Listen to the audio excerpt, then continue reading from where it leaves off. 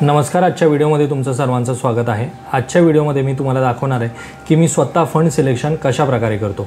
कारण की जर योग्य फंड निवडला तरच लॉंग टर्ममध्ये आपल्याला त्यातून चांगले रिटर्न्स मिळू शकतील.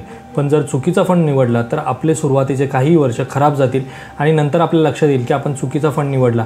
पण हे 5-6 वर्ष तर आपले फुकट गेले ना, कारण की आपण चुकीच्या फंडमध्ये इन्व्हेस्टमेंट केली. तर योग्य फंड कशा प्रकारे निवडायचा आणि तो निवडत असताना काय काय गोष्टी आपण लक्षात घ्यायला हव्यात किंवा विचारात घ्यायला हव्यात, त्या सगळ्या गोष्टी आपण आजच्या व्हिडिओमध्ये समजून घेणार आहोत. तर चला व्हिडिओला स्टार्ट करूयात. पण व्हिडिओला स्टार्ट करण्याअगोदर जर तुम्ही चॅनलवरती नवीन असाल आणि चॅनलला अजूनही सबस्क्राईब केलं नसेल तर चॅनलला सबस्क्राईब करून ठेवा, म्हणजे असेच इन्फॉर्मेटिव्ह व्हिडिओज तुम्हाला या चॅनलवरती पाहता येतील. मी जेव्हाही व्हिडिओ पोस्ट करत असतो त्यावेळेस मला कमेंटमध्ये काही फंडची नावं लोक सांगत असतात की सर या फंडबद्दल तुमचं मत सांगा, त्या फंडबद्दल तुमचं मत सांगा, किंवा या फंडमध्ये लॉंग टर्ममध्ये इन्व्हेस्टमेंट केली तर कशा प्रकारचे रिटर्न्स मला मिळतील. किंवा काही लोक फोन करून सुद्धा सांगतात की सर मला या फंडबद्दल माहिती द्या, त्या फंडबद्दल माहिती द्या, या फंडमध्ये मी इन्व्हेस्टमेंट आत्ता सध्या करत आहे तर हा लॉंग टर्ममध्ये चांगलं काम करेल का. तर हे सगळं सांगणं खूप इझी नाही आहे, कारण की एखादा फंड सिलेक्शन करणं खूप अवघड गोष्ट आहे. कारण की तो फंड कशा प्रकारे परफॉर्म करतो, त्याचे फंड मॅनेजर कोण आहेत, कशी इन्व्हेस्टमेंट आहे, कोणत्या सेक्टर्समध्ये इन्व्हेस्टमेंट करतो, यांना अशा अनेक गोष्टी लक्षात घेऊन मगच फंड सिलेक्शन होतं. त्यामुळे मला लोकांना लगेच सांगता येत नाही की सर या फंडबद्दलचं माझं मत काय आहे किंवा त्या फंडबद्दलचं माझं मत काय आहे. तर हेच सगळं मी आजच्या तुम्हाला या व्हिडिओमध्ये दाखवणार आहे. मी जेव्हाही एखादा फंड सिलेक्शन करतो त्यावेळेस सगळ्यात महत्त्वाची गोष्ट म्हणजे तो फंड मार्केटमध्ये कधी लॉन्च झालेला आहे आणि त्याची फंड साईज किती आहे. कारण की या गोष्टीवरती डिपेंड करते की तो फंड कशा प्रकारे परफॉर्म करतो आहे. समजा एखादा फंड मार्केटमध्ये 1998, 2000 साली आला, 2005 साली आला आणि त्याची फंड साईज जी आहे ती फक्त 1000 करोड 1500 करोड असेल, तर याचा अर्थ तो फंड एवढ्या वर्ष मार्केटमध्ये असूनसुद्धा लोकांचा अजूनही त्याच्यावरती ट्रस्ट नाही किंवा तो फंड चांगले रिटर्न्स देत नाहीत, म्हणून लोक त्यामध्ये इन्व्हेस्टमेंट करत नाही. तर हा माझा पहिला क्रायटेरिया आहे आणि याच क्रायटेरियामधनं बरेचसे फंड माझे रिजेक्ट होतात किंवा मी त्या फंडला कन्सिडर करत नाही पुढे प्रोसेस करण्यासाठी. यामध्ये आता मी काही उदाहरण घेतलेलं आहे की एखादा फंड मार्केटमध्ये लॉन्च झाला 2014 आणि त्याची फंड साईज आत्ता आहे 13,500 करोड रुपये. याचा अर्थ हा फंड चांगल्या प्रकारे परफॉर्म करतो आहे, कारण की 10 ते 12 वर्षामध्ये 13,000 करोड रुपये लोकांची इन्व्हेस्टमेंट या फंडमध्ये आहे, म्हणजे काहीतरी चांगलं करत असेल म्हणून तर त्याच्यामध्ये एवढी इन्व्हेस्टमेंट आहे. किंवा एखादा फंड मार्केटमध्ये 2024 चाला आणि त्याच्यामध्ये सुद्धा लोकांची 1500 करोड रुपयाची इन्व्हेस्टमेंट आहे, तर तो सुद्धा मी फंड कन्सिडर करू शकतो. कारण की हा फंड नुकताच मार्केटमध्ये आला आणि तरीसुद्धा त्याच्यामध्ये एवढी चांगली इन्व्हेस्टमेंट आहे, तर हा फंडसुद्धा माझ्या प्रोसेसमध्ये पुढे मी घेऊन जाणार आहे. तर आता या 2 क्रायटेरियामधून जे फंड रिजेक्ट होतील ते बाहेर गेले आणि उरलेले जे फंड आहेत ते नेक्स्ट प्रोसेसमध्ये जातात.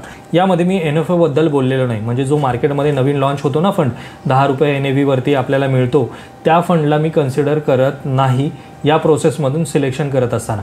कारण की जेव्हाही एखादा फंड मार्केटमध्ये येतो त्यावेळेस आपल्याला तो फंड काहीतरी स्ट्रॅटेजी घेऊन येतो त्याची स्वतःची, की आम्ही अशा प्रकारे इन्व्हेस्टमेंट करणार आणि अशा प्रकारचे रिटर्न्स इन्व्हेस्टर्सला देणार. फॉर एक्झाम्पल एखादा फंड आहे की जो सांगतो आहे की मी व्हॅल्यू ॲडेड फंड घेणार, क्वालिटीवाले फंड्स घेणार, ज्याच्यामध्ये मोमेंटम आहे अशा कंपनीजमध्ये इन्व्हेस्टमेंट करणार, किंवा आम्ही अशा कंपनीज शोधणार की ज्याच्यामध्ये पुढे जाऊन त्या कंपनीज ग्रो होऊ शकतील, अशा कंपनीजमध्ये आम्ही इन्व्हेस्टमेंट करणार. जेव्हा NFO येतो तेव्हा अशा प्रकारच्या गोष्टी सांगितल्या जातात. एखादा फंड आहे की जो सांगतो की 3-in-1 ॲडव्हान्टेजवाला क्वालिटी आहे, आम्ही क्वालिटी फंड्स घेणार, ग्रोथ ओरिएंटेड कंपनीज सर्च करणार आणि व्हॅल्यू ज्याच्यामध्ये व्हॅल्यू आपली इन्क्रीज होईल अशा कंपनीजमध्ये इन्व्हेस्टमेंट करणार.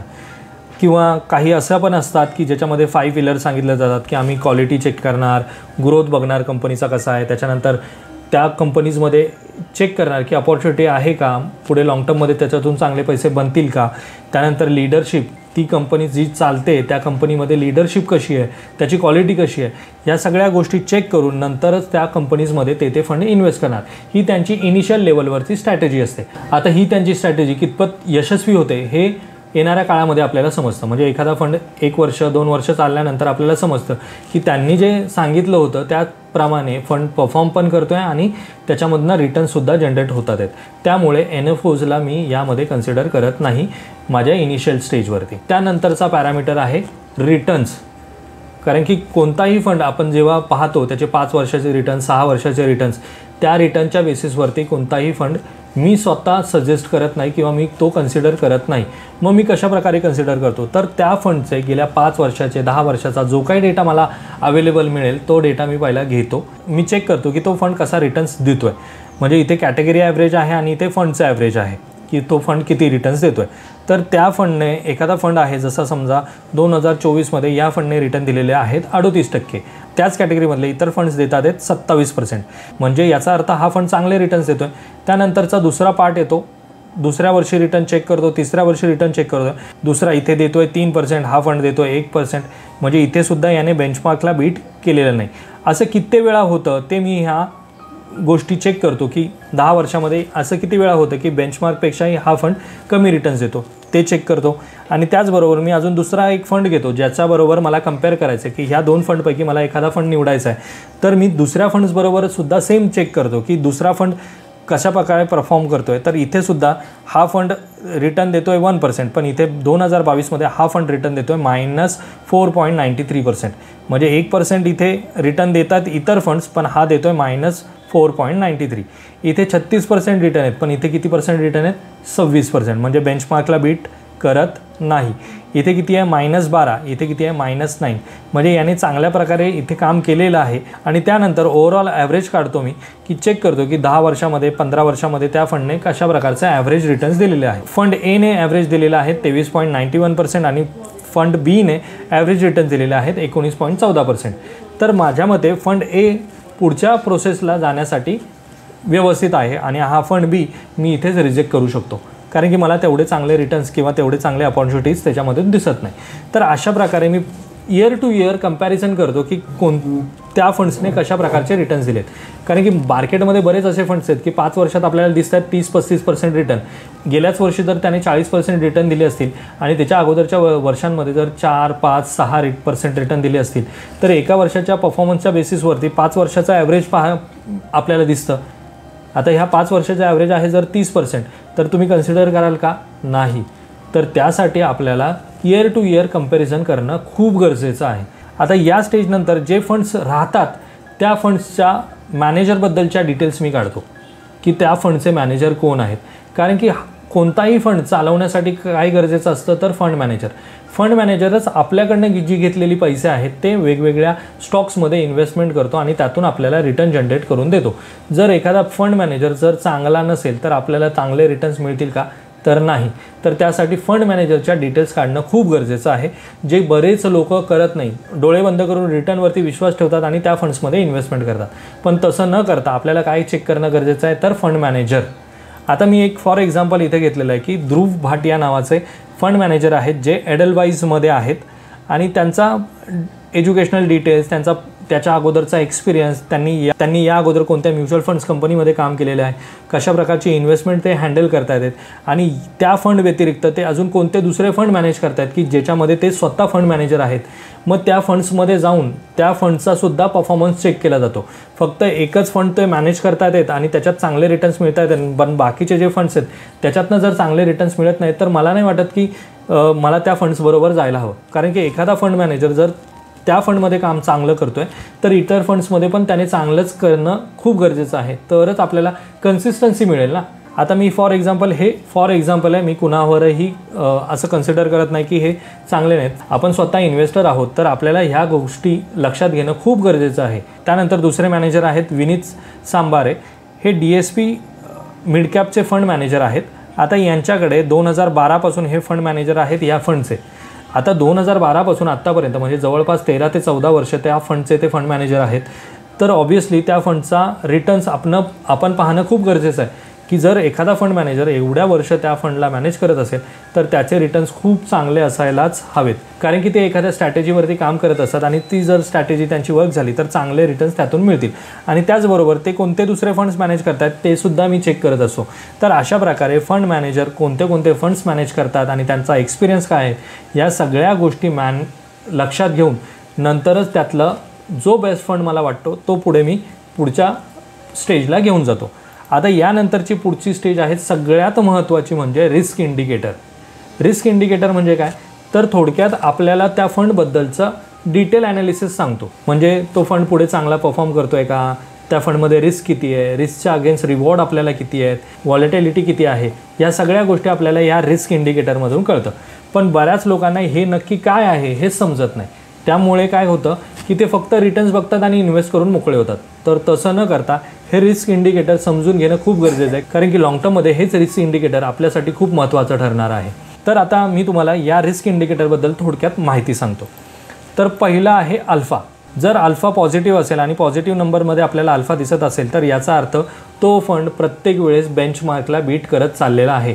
जर बेंचमार्क आहे 20चा आणि तो फंड रिटर्न देतोय 22चा म्हणजे बीट केलं, म्हणजे हा फंड चांगला आहे. पण जर बेंचमार्क आहे 20चा आणि हा फंड रिटर्न देतोय 16, 17, 18, 19, याचा अर्थ तो चांगला नाही. म्हणजे जर पॉझिटिव्ह नंबर आपल्याला अल्फामध्ये दिसला तर याचा अर्थ तो फंड बेंचमार्कला बीट करतोय. पण फक्त बेंचमार्कला बीट करून चालणार नाही, कारण की व्हॉलेटिलिटीमध्ये सुद्धा त्याने परफॉर्म केलं पाहिजे. तर आता दुसरा पार्ट आहे व्हॉलेटिलिटी.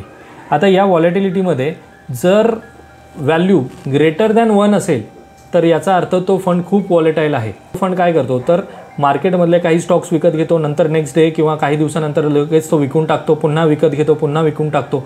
आणि किंवा त्याच्यामध्ये असे काही शेअर्स आहेत त्यांच्या शेअरच्या प्राईसमध्ये खूप व्हॉलेटिलिटी होते. त्यामुळे हा व्हॉलेटिलिटी इंडेक्स जो आहे तो खूप महत्त्वाचा ठरतो. जर व्हॉलेटिलिटी जास्त असेल तर याचा अर्थ आपण आपल्या इन्व्हेस्टमेंट बरोबर रिस्कसुद्धा घेत आहे. आता यानंतरचा पार्ट आहे शार्प रेशो. शार्प रेशो म्हणजे काय तर पहा, जर रिटर्न हाय असतील आणि रिस्क जर लो असेल तर शार्प रेशो काय असणार, जास्त असणार, म्हणजे पॉझिटिव्ह नंबर्समध्ये असणार. आणि जर रिटर्न लो असतील आणि रिस्क हाय असेल तर शार्प रेशो काय असणार, लो असणार. म्हणजे रिस्क वर्सेस रिवॉर्ड आपल्याला किती मिळत आहेत ते कळतं शार्प रेशोवरती. त्यानंतर आहे सॉर्टिनो. रिस्क ॲडजस्टेड रिटर्न्स आपल्याला दाखवतो. जर हायर सॉर्टिनो रेशो असेल तर बेटर रिस्क ॲडजस्टमेंट परफॉर्मन्स आपल्याला देतो. आणि जर लो असेल तर याचा अर्थ आपल्याला त्याच्यामध्ये रिस्क जास्त असणार आहे आणि रिवॉर्ड कमी असणार आहे, किंवा रिस्कच्या अगेन्स्ट तो कमी ॲडजस्ट होणार आहे, असा असतो सॉर्टिनो. तर अशा प्रकारे हे रेशो काम करतात. आता या रेशोच्या बेसिसवरती तुम्ही मला सांगा की जर हा फंड मी सिलेक्ट केलेला आहे की जर याचा अल्फा -3 आहे, बीटा 0.95 आहे, शार्प रेशो 0.79 आहे आणि सॉर्टिनो 1.44 आहे, तर याचा अर्थ हा फंड कसा आहे हे तुम्ही मला कमेंट बॉक्समध्ये सांगा. आता यामधून सुद्धा काही फंड्स बाहेर पडतात आणि त्यानंतर मी त्यांना पुढच्या स्टेजला घेऊन जातो किंवा पुढच्या सॉर्टिंगला घेऊन जातो आणि तिथे गेल्यानंतर पुन्हा अजून काही फंड रिजेक्ट होतात. आता हा पुढचा पार्ट म्हणजे काय तर पोर्टफोलिओ. तो फंड किती कंपनीजमध्ये इन्व्हेस्टमेंट करतो, त्याची लार्ज कॅपमध्ये इन्व्हेस्टमेंट किती आहे, मिड कॅपमध्ये किती आहे, स्मॉल कॅपमध्ये किती आहे, आणि त्याचबरोबर तो कोणत्या कोणत्या सेक्टर्समध्ये इन्व्हेस्टमेंट करतो. फॉर एक्झाम्पल आता मी हा एक फंड घेतलेला आहे ज्याच्यामध्ये सेक्टर वाईज ॲलोकेशन मी चेक करतो की मटेरियल्समध्ये किती आहे, फायनान्शियलमध्ये किती आहे, कन्झ्युमर इंडस्ट्रियल प्रोडक्ट्समध्ये किती आहे, हेल्थ केअरमध्ये किती आहे, टेक्नॉलॉजीमध्ये किती आहे. तर अशा प्रकारे ह्याचं टोटल जे काही सेक्टर वाईज ॲलोकेशन आहे ते चेक केलं जातं. आणि त्याचबरोबर आणि 6.3% कॅशमध्ये रिझर्व रेशो आहे. म्हणजे कॅशमध्ये त्यांच्याकडे पैसे आहेत. जेव्हा केव्हा मार्केटमध्ये त्यांना अपॉर्च्युनिटी मिळेल तेव्हा हे 6.3% जी अमाऊंट आहे ती मार्केटमध्ये इन्व्हेस्ट केली जाईल. तर अशा प्रकारचा हा डेटा मी ॲनालाइज करत असतो. आणि त्याचबरोबर बरेच आता त्याच कम्पेअर जर दुसरा फंड मी घेतला तर तो टेक्नॉलॉजीमध्ये जास्त इन्व्हेस्टमेंट करतो, इंडस्ट्रियलमध्ये, अदर्समध्ये, आणि इथे फायनान्शियलशी रिलेटेड कंपनीमध्ये फक्त 0.1% आहे. तर असेही फंड मार्केटमध्ये आहेत आणि त्यामध्ये यांची इन्व्हेस्टमेंट इक्विटीमध्ये किती आहे 82% आणि कॅशमध्ये किती आहे 17% इन्व्हेस्टमेंट यांनी कॅशमध्ये घेऊन ठेवलेली आहे. म्हणजे या फंडने असं ठरवलं आहे की जेव्हा केव्हा अपॉर्च्युनिटी मिळेल हे 17% इन्व्हेस्टमेंट मार्केटमध्ये घेऊन जाईल. पण एवढे जास्त कॅश आपल्याकडे ठेवणं सुद्धा जास्त रिस्कीचं होऊ शकतं, कारण की जर मार्केट खाली आलंच नाही, त्यांना अपॉर्च्युनिटी मिळालीच नाही, तर हे पैसे असेच राहतील आणि इन्व्हेस्टरला त्याच्यातून रिटर्न्स कमी मिळू शकतात. तर ह्या सगळ्या गोष्टी चेक केल्यानंतर जे काही फंड्स राहतील ते पुढच्या स्टेजला जातात आणि त्यानंतरची स्टेज असते पोर्टफोलिओ टर्नओव्हर रेशो. एखादा फंड जेव्हा वेगवेगळ्या कंपनीजमध्ये इन्व्हेस्टमेंट करतो याचा अर्थ त्याचा तो पोर्टफोलिओ ठरतो. या पोर्टफोलिओमध्ये असलेल्या ज्या कंपनीज आहेत त्या जर दर काही दिवसानंतर जर चेंज होत असतील तर त्यांचा जो टर्नओव्हर रेशो आहे तो खूप जास्त असू शकतो. पण आता मी इथे एक एक्झाम्पल घेतलं की त्या फंडचा टर्नओव्हर रेशो आहे ना तो फक्त 13% आहे आणि इतर कॅटेगरी ॲव्हरेज जर तुम्ही पाहिलं तर ते 186% आहे. याचा अर्थ त्या फंड मॅनेजरने ज्या काही कंपनीज घेतलेल्या आहेत त्याने पूर्ण विश्वासाने त्या कंपनीज घेतलेल्या आहेत आणि त्या कंपनी तो लाँग टर्ममध्ये घेऊन चाललेला आहे. जेणेकरून त्याला माहिती आहे की ह्या कंपनीजमध्ये जी इन्व्हेस्टमेंट केलेली आहे ती लॉंग टर्ममधून त्याला खूप चांगले रिटर्न्स देतील, म्हणून त्याने त्या कंपनीत चेंज न करण्याचं ठरवलं. म्हणून त्याचा जो टर्नओव्हर रेशो आहे तो खूप कमी आहे. आणि जर टर्नओव्हर रेशो तुमचा कमी असेल तर तुमचे एक्सपेन्सेस रेशोसुद्धा कमी होतात. त्यानंतर दुसरं एक्झाम्पल घेतलं ज्याच्यामध्ये पोर्टफोलिओ टर्नओव्हर रेशो आहे 170%. म्हणजे हा फंड रेग्युलरली आपले स्टॉक चेंज करत राहतो. म्हणजे आज ह्या कंपनीमध्ये इन्व्हेस्टमेंट केली, उद्या परत ती काढून दुसऱ्या कंपनीमध्ये इन्व्हेस्टमेंट केली, परत तिथे काढून परत तिसऱ्या कंपनीमध्ये इन्व्हेस्टमेंट केली. तर अशा प्रकारे हा फंड काम करतो आणि याने 170% याचा टर्नओव्हर रेशो आहे आणि याच कॅटेगरीमध्ये ॲव्हरेज आहे 186.25%. आता यानंतर हा फंड पोचतो लास्ट स्टेजला, जी असते टोटल एक्सपेन्सेस रेशो, म्हणजे ज्याला आपण एक्सपेन्स रेशो असं म्हणतात. आता हा एक्सपेन्स रेशो म्हणजे नक्की काय, तर जे काही फंड मार्केटमध्ये येतात ते आपल्याला रिटर्न तर जनरेट करून देतात, पण ते मार्केटमध्ये येताना जो फंड मॅनेजर असतो, त्याच्यासाठी लागणारी जी टीम असते, त्यांचा सगळा जो काही खर्च आहे तो खर्च म्हणजे टोटल एक्सपेन्सेस रेशो. आता हा खर्च कुठे ना कुठेतरी आपल्याला ॲडजस्ट करावा लागणार आहे. जेवढा तुम्ही जर पोर्टफोलिओ चेंज करत राहाल तेवढा तुमचा ऑपरेटिंग कॉस्ट वाढणार, कारण की रोज तुम्ही घेणार, रोज तुम्ही विकणार, त्याच्याबरोबर तुम्हाला GST लागणार, तुम्हाला टॅक्सेस पेड करावे लागणार. आणि जर तुम्ही तुमच्या फंडबद्दलची खूप सारी ॲडव्हर्टायझिंग करताय, खूप सारी मार्केटिंग करताय, तर मार्केटिंग कॉस्ट लागणार. तर या सगळा जो काही खर्च आहे तो खर्च म्हणजे एक्सपेन्स रेशो. आता यामध्ये मॅक्झिमम एक्सपेन्स रेशो जो आहे, माझ्या मते रेग्युलर फंड्सला एक्सपेन्स रेशो हा 1.3 ते 1.7 पर्यंत असणं इज ओके. पण 1.7 पेक्षाही जर एक्सपेन्स रेशो जास्त असेल तर याचा अर्थ तो फंड एवढा काही खास काम करत नाही, कारण की इनडायरेक्टली एक्सपेन्स रेशो जर तुमचा जास्त असेल तर त्याचा इम्पॅक्ट तुमच्या रिटर्न्सवरती सुद्धा पडतो. त्यामुळे मी नेहमी चेक करत असतो की जर एक्सपेन्स रेशो कमी असेल आणि मला ह्या सगळ्या पॅरामीटर्समधनं तो जात असेल तरच तो फायनल बकेट लिस्टमध्ये माझ्या येतो. तर अशा प्रकारे ह्या सगळ्या प्रोसेस फॉलो करून जे फंड्स उरतात तेच फंड माझ्या बकेट लिस्टमध्ये असतात. आणि असेच मी मिड कॅपमध्ये काही फंड्स माझे सॉर्टिंग करून ठेवलेले आहेत, लार्ज कॅपमध्ये केलेले आहेत, स्मॉल कॅपमध्ये केलेले आहेत, फ्लेक्झी कॅपमध्ये केलेले आहेत. आणि या मेथडचा वापर करून मी इतर फंडसुद्धा माझ्या बकेट लिस्टमध्ये काढून ठेवलेले आहेत लाँग टर्मसाठी. मी कोणत्याही प्रकारचे शॉर्ट टर्मसाठी इन्व्हेस्टमेंट करत नाही. लाँग टर्ममध्ये इन्व्हेस्टमेंट केली तरच त्यातून खूप चांगले रिटर्न्स मिळतात. हे मी अगोदरच्या व्हिडिओजमध्ये पण सांगितलेलं आहे, कारण की म्युच्युअल फंड हा लाँग टर्म इन्व्हेस्टमेंटचं प्रोडक्ट आहे, शॉर्ट टर्म इन्व्हेस्टमेंटचं अजिबात नाही. आता जर तुम्हाला अशा प्रकारचं फंड सिलेक्शन येत असेल तर तुम्ही स्वतःहून इन्व्हेस्टमेंट करू शकता. पण जर तुम्हाला अशा प्रकारचं फंड सिलेक्शन करता येत नाही आहे किंवा फंड्स कोणत्या फंड्समध्ये इन्व्हेस्टमेंट करायची, हा डेटा कसा काय जमा करायचा आणि ह्या सगळ्याबद्दलचं काहीही नॉलेज नसेल तर तुम्ही माझ्या थ्रू इन्व्हेस्टमेंट स्टार्ट करू शकता. SIP स्टार्ट करू शकता, लमसम इन्व्हेस्टमेंट करू शकता. त्यासाठी मी स्क्रीनवरती माझा नंबर दिलेला आहे आणि माझा ॲड्रेससुद्धा स्क्रीनवरती तुम्हाला दिसत असेल. तर इथे येऊनसुद्धा आपण डिस्कस करून तुम्हाला ज्या फंड्समध्ये इन्व्हेस्टमेंट करायचं आहे त्या फंड्समध्ये इन्व्हेस्टमेंट करू शकता. या अगोदरच्या व्हिडिओमध्ये मी तुम्हाला दाखवलं की एक फंड जेव्हापासून मार्केटमध्ये आला तेव्हापासून रिटर्न देतो आहे फक्त 8%. पण दुसरा फंड मार्केटमध्ये 5 वर्षानंतर आला पण तरीसुद्धा रिटर्न देतो आहे जवळपास 19%. तर हा जो डिफरन्स आहे हा खूप मॅटर करतो. त्यासाठी आपल्याला चांगला फंड निवडणं खूप गरजेचं आहे. तर अशा प्रकारे मी माझं फंड सिलेक्शन करत असतो आणि त्यामध्ये मी माझी स्वतःची इन्व्हेस्टमेंट करत असतो. तर आजचा हा छोटासा व्हिडिओ तुम्हाला कसा वाटला हे मला कमेंट बॉक्समध्ये नक्की सांगा. आणि तुम्हीसुद्धा अशा प्रकारचं फंड सिलेक्शन करता का हे सुद्धा मला कमेंट्समध्ये सांगा. तर भेटूयात मित्रांनो अशाच एका इन्फॉर्मेटिव्ह व्हिडिओमध्ये. तोपर्यंत बाय बाय.